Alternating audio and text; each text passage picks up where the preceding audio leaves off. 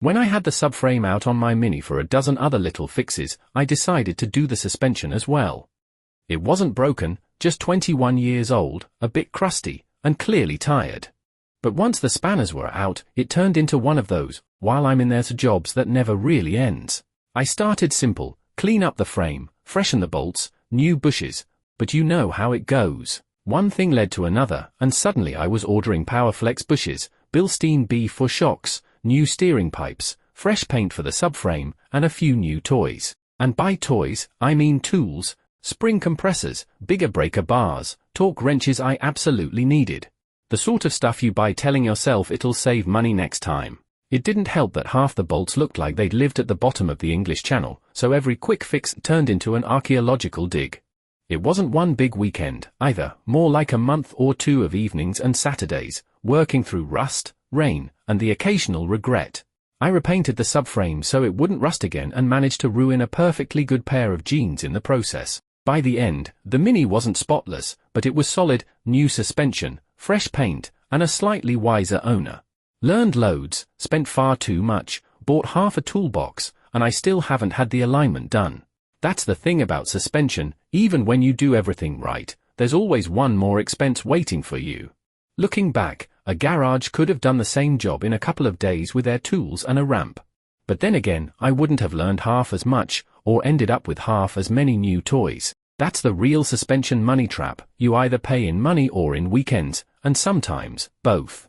So before you dive into your own might as well repair, let's look at the hidden costs that turn good intentions into expensive lessons, and how to spot them before they empty your wallet.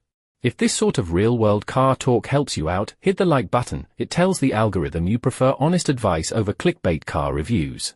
Trap 1. The labor overlap. The biggest hidden cost in any suspension job is paying for the same labor twice. If one side needs an arm or a spring, the other side's already halfway apart. A garage will often recommend doing both, which makes sense, you want even wear, but that doubles the parts cost in seconds. Even when you're doing the job yourself, you still pay in time.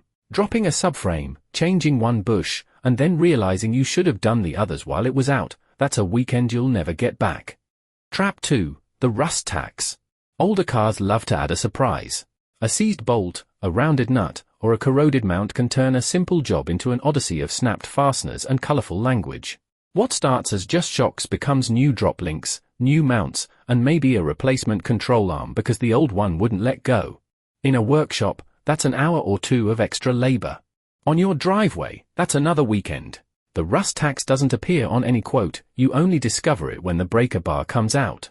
Trap 3. The upgrade spiral. This one catches enthusiasts more than anyone. You start with good intentions, just replace what's worn, and end up convincing yourself to upgrade while I'm here. Maybe stiffer bushes, maybe sport dampers, maybe fancy powder coat. Nothing wrong with it, until you total the receipts. A set of Bilstein B for S, Powerflex bushes, and fresh hardware can easily outprice the car itself. And that's before alignment or geometry setup.